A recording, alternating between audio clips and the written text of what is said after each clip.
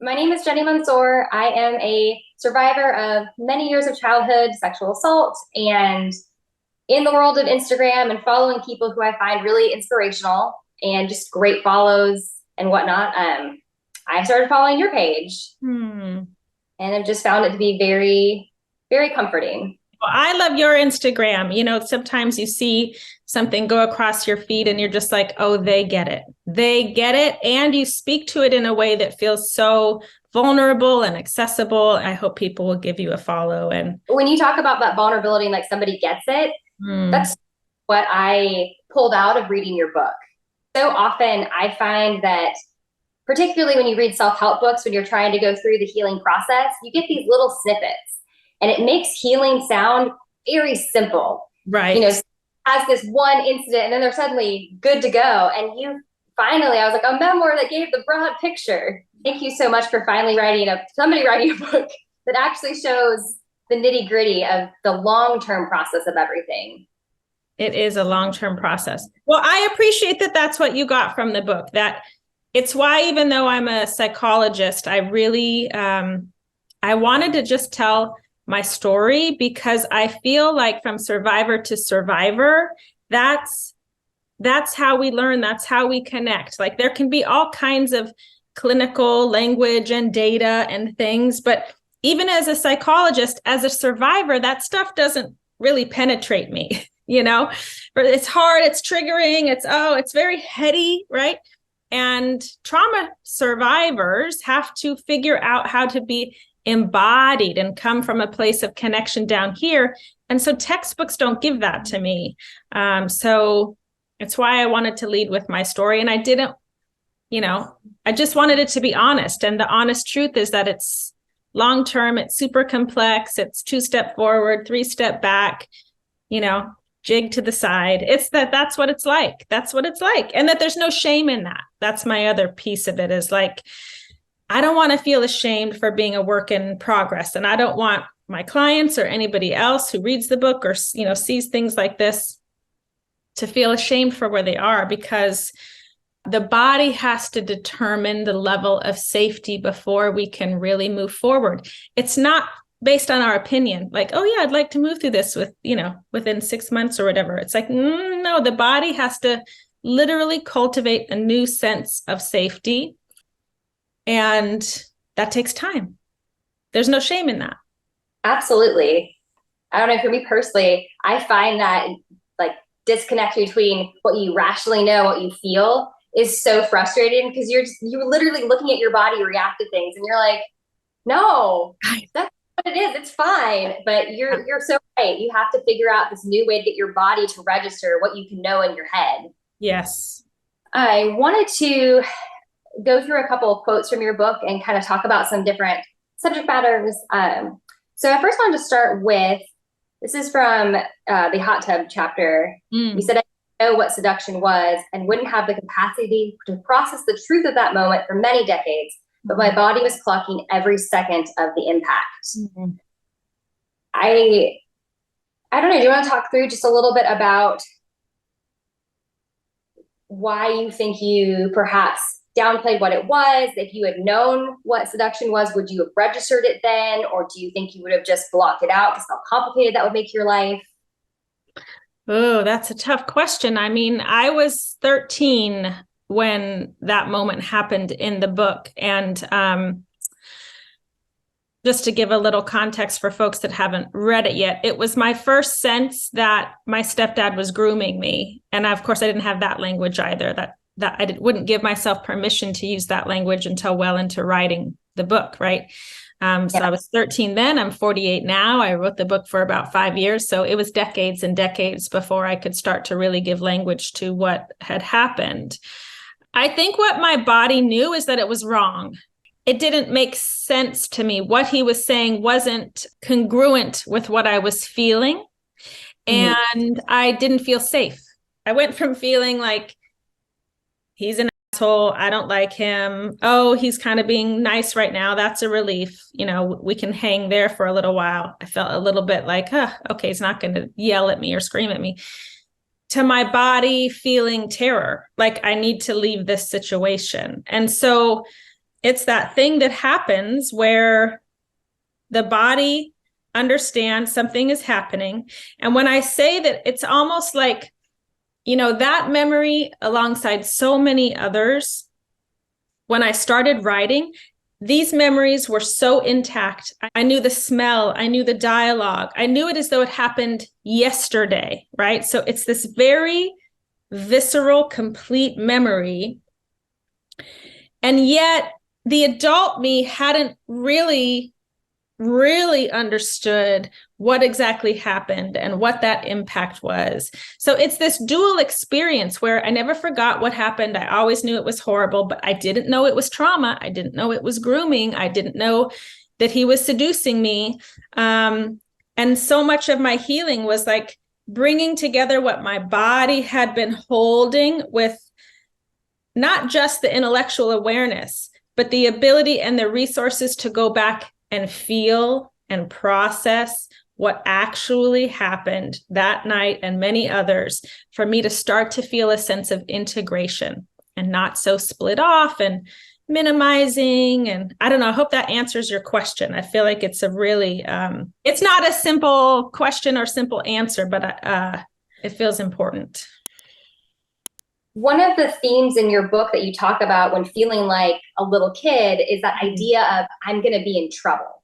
Yeah. And that's something I still personally, weirdly, I'm like, you've got all of these things, and yet that still comes up. And so I wanted to ask you a little bit about your process. How did you get to where you can put that behind you and realize that that's not who you need to be? I don't think I've completely put that behind me. I would like to say, well, let me tell you, Jenny, this is how I did it.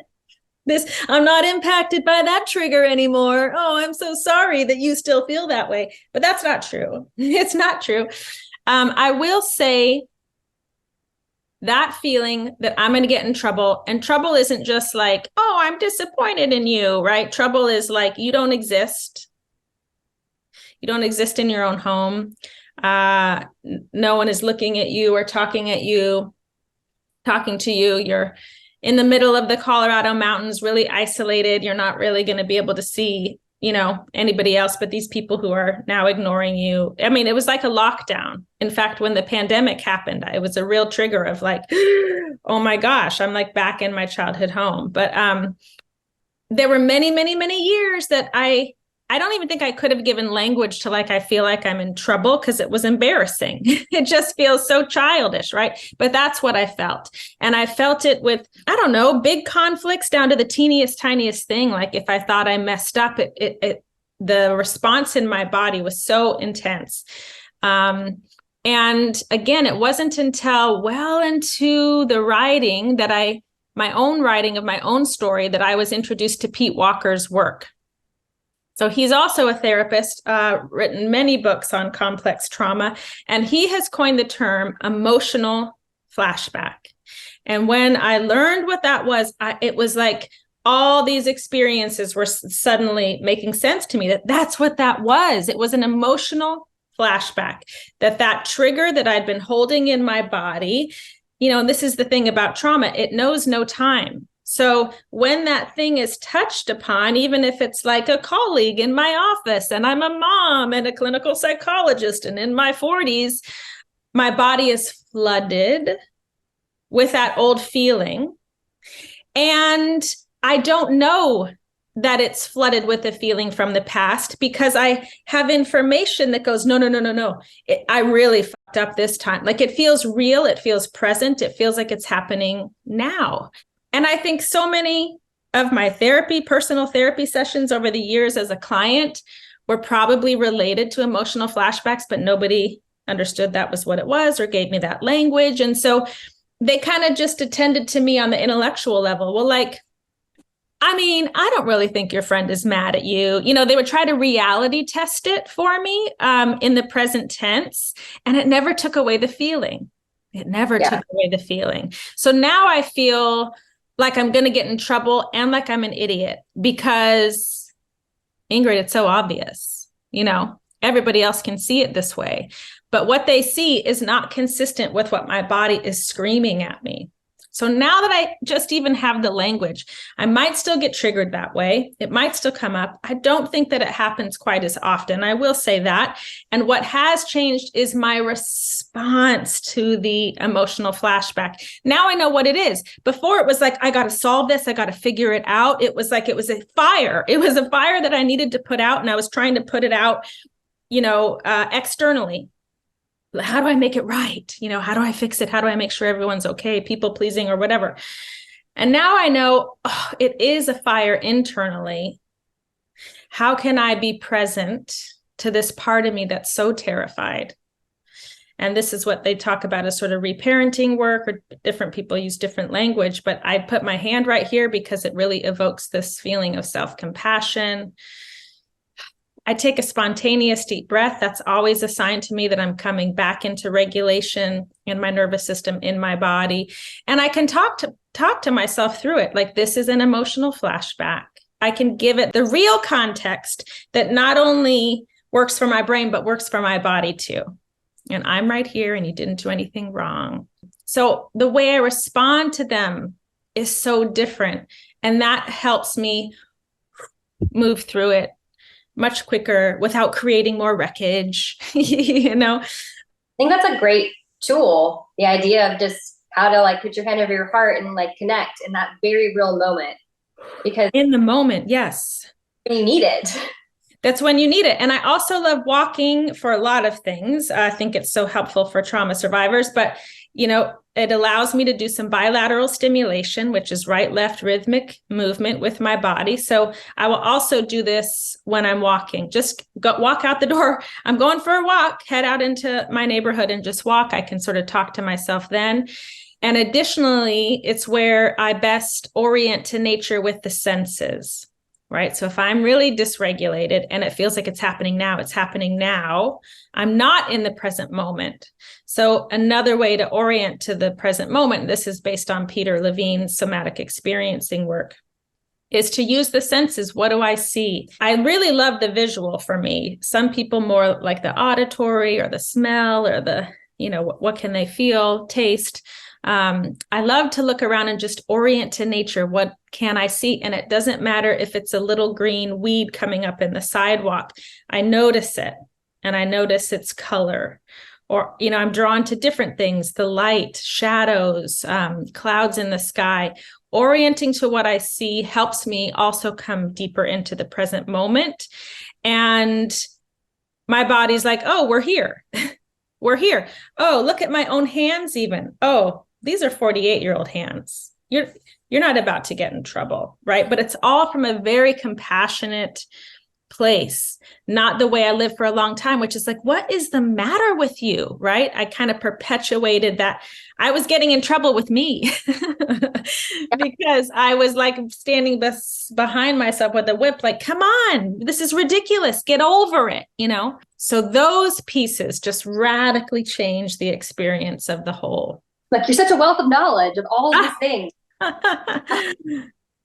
So going to the idea of writing and how that has been very healing for you. I know for me, writing is a very, very useful tool.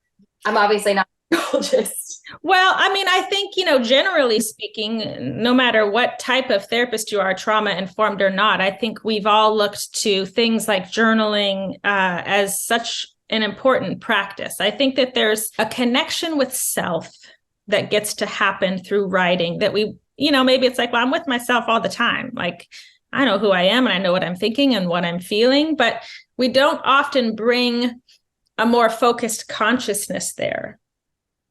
And so the act of even just slowing down and putting pen to paper, or like I did with the book, which was writing, I think it's in part a mindfulness practice, which is also super helpful for trauma survivors. But for me, it ended up being a way to tell the truth that was likely filtered to a degree, even in past therapy, because I want to be a good client and I want to let you know that I'm smart. And I want to, there's other parts of me that were in the driver's seat could kind of get in the back, right? We're just going to go with what is really true.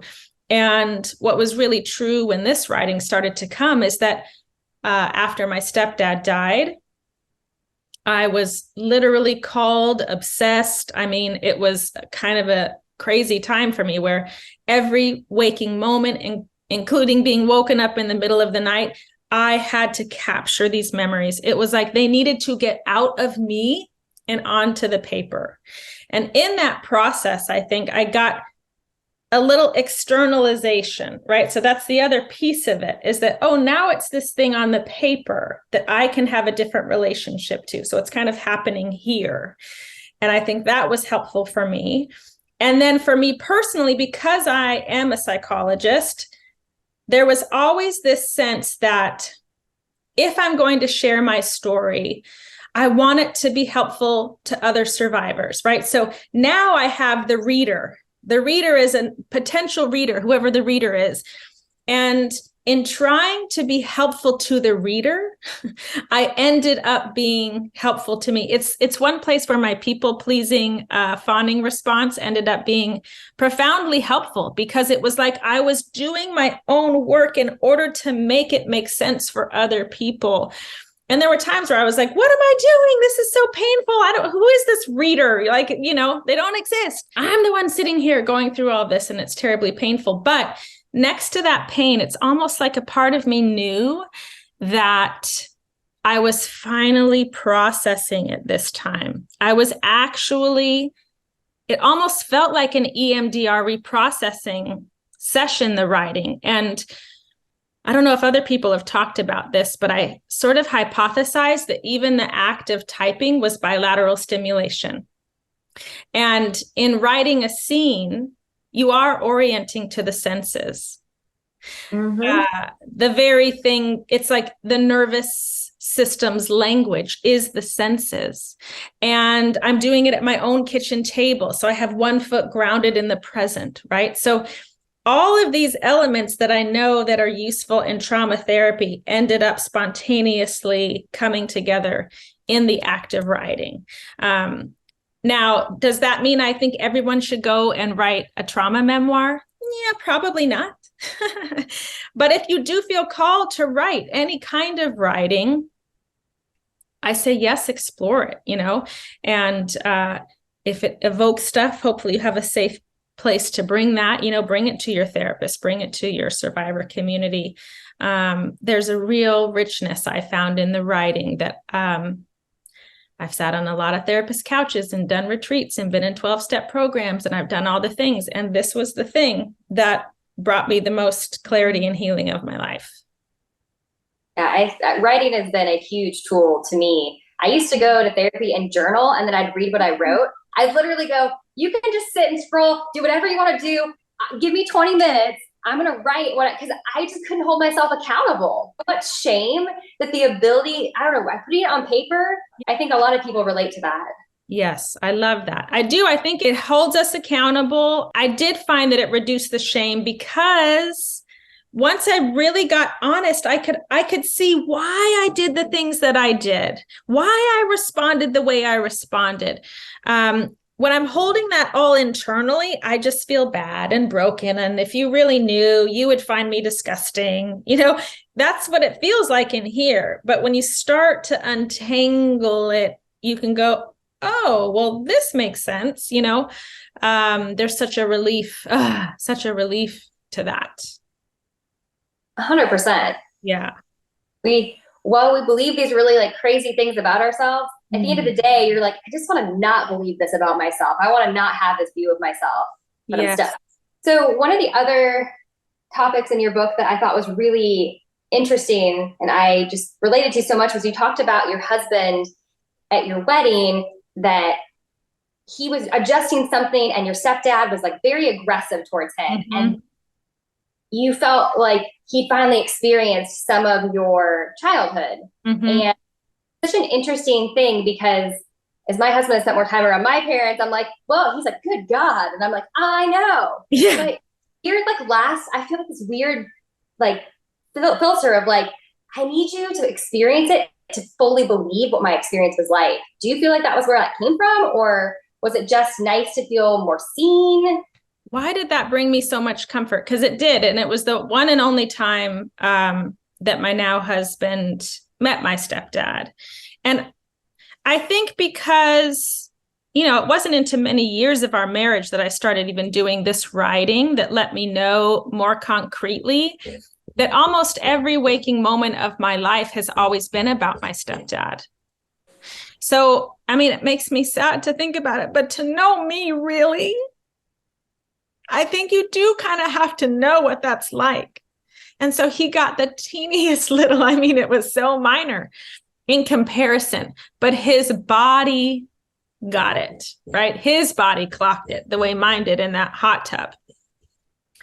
And it's not like I ever thought my husband didn't believe me or wasn't listening, right? Because all of that was true. He did, and he had. But I felt a little safer maybe in understanding that he did really see me once he had his own little taste.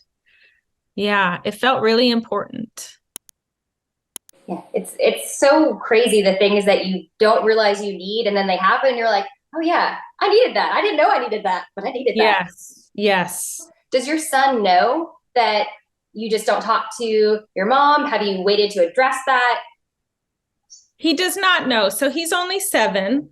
Partly during my time of writing this book, it was the pandemic, and they live in Colorado. And so there just wasn't, we weren't seeing anybody in person. And so during some of those years where maybe he would have had a little more contact, we didn't have it. But then even that aside, I think visits were always pretty sparse, and it's not like they had a real robust like FaceTime relationship. So in a way, it's almost like he just doesn't know the difference. And I have no idea how I'm going to address that when he gets older. It's something I'm going to have to do in the moment. I cannot wrap my head around it. Now it gives me a lot of heartbreak. I feel you. I live in fear of family tree projects in school. Oh gosh. My family, and I emailed her teacher, and I was like, is this she's like, oh, it's just the people that live in her house. I was like, whoo. Okay. Yeah. I was like, I'm not ready to, because you feel weird. It's a torn feeling between, do I lie to my kid when they ask or say something? And then we have this weird broken trust later. But yeah, there's 8, and my son is almost 5. Neither of them have the wherewithal to even process the relatives they don't know they have. Yeah. And it's just, it's really a weird place as a parent. Yes, it is. There's nothing easy or elegant about it. And I think that's another piece that I wish that people that didn't have any experience related to estrangement could understand, that what we're actually up against on a really regular basis is so hard. No one would choose this. No one is doing this out of just easy breezy, I'm selfish and entitled. It's like, no, this is what we're wrestling with. It's just that hard.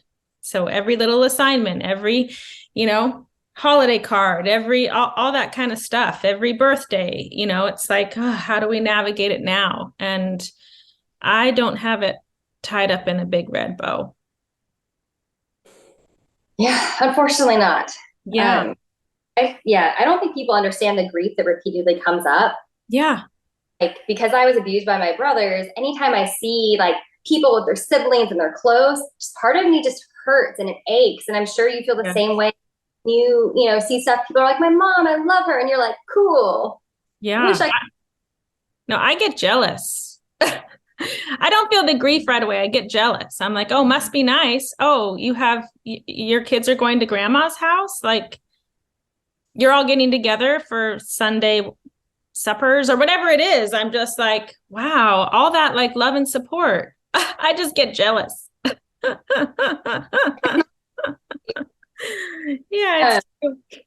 You talked a lot about that idea of being believed and how you self-gaslit yourself. Do you think that when you look back at everything, that it was the environment you grew up in, that conversation where you weren't believed and all of those things? Or do you think that from working with so many trauma survivors that a lot of us just self-gaslight anyways, because we just don't want to necessarily deal with the reality. Yeah, I think it's both. And I don't think it's that we don't want to deal as though it's a choice. I think particularly when you're talking about childhood trauma, if a kid is faced between prioritizing the relationship with parents or like choosing themselves, I'm sorry, they're going to choose the parents. It's instinctual. It's wired in. We are relational beings. We need our caregivers to survive. That is never a choice. And so it's like we're not presented with the choice to go, oh, geez, like this is all really terrible, horrible stuff. A part of us has to minimize, move on, must not be that bad. We have to make sense of it somehow.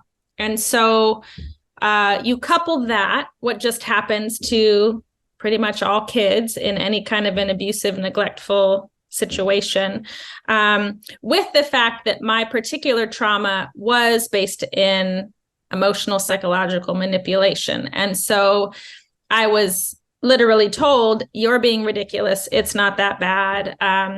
You're the problem. You're selfish. You're lying. You're making it all up. Both of those things to me contributed to this, what I sort of started to articulate as self-gaslighting, because no one else was still saying, Ingrid, you're a selfish liar. You made it all up. It must not have been that bad, because I went and created a whole intervention and I brought the people in, and it still just, not only fell flat, it made it worse. And so my body just learned, you got to just move on. You got to move on. No big deal. Pick yourself up by the bootstraps, all that kind of stuff, which is also what we're all told to do in various ways, Yeah. So I think it's a complicated combination of a lot of things, why that happens. But what was most important to me at the end of the day is that it made sense that I did everything that I did. The pieces I held on to, the pieces I let go, the pieces I forgave, the hope that I held on to.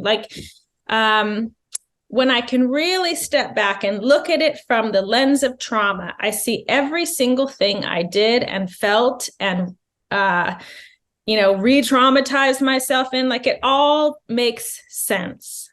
It all makes sense. I had so much shame, not so much about what happened when I was a child, but how I lived in that dynamic with other people and other situations for so long, how I felt broken for so long. It was like, Ingrid, that was 30 years ago, right? From the lens of trauma, you go, yeah, and trauma knows no time, and that stuff was never resolved. And so, of course, a part of you is still terrified and fighting for her life in the shallow end, because she is. Good and complicated question. I apparently came prepared with 0 simple questions. No, it's good, because you're coming at it from a place of personal experience, right? And I love the thing that you shared too. I think it was something, our stories are so different. Our experiences growing up were so different. But the feelings, like maybe some of the trauma responses or the symptoms or the feelings are the same. And I don't know if you want to say any more about that, but I've had that feedback a lot, and I find such comfort in it. There is comfort. And when you do recognize that it doesn't really matter what the trauma is, but the experience from it is so kind of universal. Yeah. And it doesn't, what happened to everybody isn't some unique, terrible experience. Yes. So much comfort in realizing that by seeing that and identifying it, all of a sudden you're like, wow, there's an even bigger community of people that actually really get this. Yes. You feel so isolated. You feel so alone. I think I felt like it's been twofold, that there's the childhood trauma survivors that are like, oh yes, we know what this is like. And because I really did think not only was my story not that bad, but certainly no one would really relate to it. It felt so unique. That's what it feels like. We're like, no one's going to really understand this. But to have people not only from the trauma side, but from the narcissism side, those people are saying, you are telling my story, right? From the specific nuanced pieces of what gaslighting looks and feels like and that kind of stuff, or the alcoholism, those particular slices. It's been truly amazing to see how many people identify and what they identify with. But you in particular, when you said, our stories are so different, but so many of the other feelings are the same. And I'm finishing Stephanie Foo's memoir now, What My Bones Know, on complex trauma. And I'm having a similar experience because her upbringing was very much about physical abuse and physical abandonment and things that are not a part of my story. In fact, her story would be one that historically I would have held up like, well, that's real trauma. That counts. I would have used it to minimize my own. And yet, when she gets into her symptoms and what she lived with, I'm like, she's my people. I just feel such gratitude for the internet and places like Instagram and all these things that we can find each other and communicate about our shared experiences and reduce the stigma and the shame, no matter what your specific story is. We all make sense, and we can all use these tools for healing and wellness and get a little more free from these things that have held us captive for far too long. 100%. Plus, I'm like, a time that we're using the internet for positivity. It can happen. I know. There's a lot of junk that comes with it, for sure. I suddenly have all these people impersonating me and reaching out to followers and trying to get them to give them money and stuff. It makes me so mad. It's preying on people that I feel like responsible for somehow. I'm like, no, it's not me. And yet, that's really where I found community. So there's been so much goodness there. I mean, I joke about it, but it's true. I say I learned more about narcissism and trauma on Instagram than I did in graduate school. Like, it's true. It's true. That's where the truth tellers are and other healers that are sharing their wisdom, and it's concentrated and it's powerful. It's so powerful. So I laughed really hard when you posted that you're like, I think I'm in a trauma bond with Instagram. I don't understand the algorithm. I don't get any of it. Yeah. Like, it does okay. And then other times I'm like, I don't understand. It's like I don't know. It makes But it pulls on me to figure it out, right? That's the thing. The mystery of it. I go, I'm going to figure it out. Like, I'm going to win Instagram over. It's the same old dance. Do you see me now? Yeah. God. So what was I going to say? So obviously you're also artistically inclined. I was a big theater kid and went to school the first time for musical theater and then went back to school for nursing. Yay! But yeah, I always joke that I didn't really know what nurses did. But my best friend at the time, she's like, I'm going to go back to nursing school. And I was like, Elwood's like, I think I'll do it. Yeah. That artistic part of you, I don't think ever dies. Like, do you still like use music and singing as like an outlet for you? Or is that something that's just kind of not part of you anymore? I don't really sing as much, but I will say, I think that is the other reason why Instagram ended up being just another extension of what was surprisingly healing for me, is it was this place for me to bring all these parts of me together. So I wasn't just a therapist in the therapist voice, or the expert voice. It's like, yes, I have some information that I'm going to impart to you. It's like, okay, I do have a little information. I'm not pretending that I'm the end all be all, but I have a little bit of information. I'm also a survivor. So I'm going to bring my vulnerability, right? So I'm going to bring that like sense of like, it's not wrapped in a big red bow. I'm not fully cooked. It's like, no, it's a work in progress. And I'm going to share that with you. And then to do it in a way that honestly didn't just feel creative, but sometimes felt so silly that it made me laugh, that it brought true joy. If I made a reel that I thought was funny, my husband laughs at me. He's like, when I see you watching your own stuff over and over and you're just laughing, I go, that's how I know I have to post it, because if it makes me laugh, then I have to share it, And so to bring that creative side, the performer side, with the therapist, with the survivor, there was something so healing about that. Like, I'm allowed to be all of me. And in fact, I think it's the creator and the survivor, even more than the therapist, that is really reaching people, because it's like bringing this heavy stuff in sometimes what is just a much more accessible vehicle. And it's more accessible. I learned things by doing it in this sort of, funny or open-hearted kind of way that I get nuances that I don't get when I just keep the sort of clinical hat on, you know? So I'm learning things, I'm finding joy in it. And I feel like now I feel like something else is needing to come in, because I've written the book, and the audiobook is about to be uploaded. It's Audible's like reviewing it now.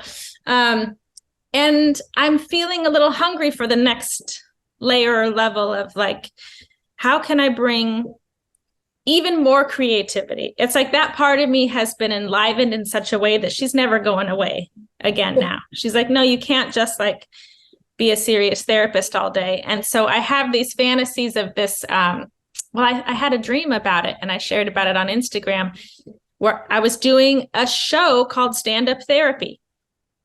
And it was like laughing, sort of SNL, sort of Broadway, these skits, these different things, all in one place. But I can't do it all by myself, right? I need like players, I need dancers, and like a gospel choir and all the things. And I just go, man, if we did and each episode kind of like Schoolhouse Rock, right? One is like about conjunction junction. What's your function? It's like this episode's on trauma bonding, you know, and this episode's on toxic shame, and guest stars, just like the Muppets. I don't know. I have all of these reference points that are coming in, and a lot of them are nostalgic too, which I think really kind of meets the childhood trauma survivor in me too. So I don't know how any of that would ever come to fruition, but those are the things I find myself thinking about now. Like, let's have more of these conversations. Let's have them in an even more like hilarious, accessible way, because I think there are even more people that identify with these conversations that maybe haven't stumbled into social media and learned some of the language and know how to do a hashtag or whatever it is, particularly people my age. You know, it's like, yeah, if I wasn't writing this book, I would never have gone on to Instagram and looked up hashtag trauma survivor and trauma response. Like, I just wouldn't have. So how do we reach more folks in a way that feels like it's an extension of my own healing? So I don't know what the answer is, but I'm really curious and excited to find out where it all goes. I know, me personally, I like finding ways to feel more understood that aren't me telling people, but like you tell you're like, here's this reel. This totally captures what I was feeling. And it's just such a great way sometimes to, if it's lighthearted, it feels like it's not so heavy, and you're like, here you go. And me, I'm not trying to like ruin your day though. Yes, it's true too. Yes, no, thank you so much. All right, Jenny, have a good rest of the day. Thank you, you too. Okay, bye.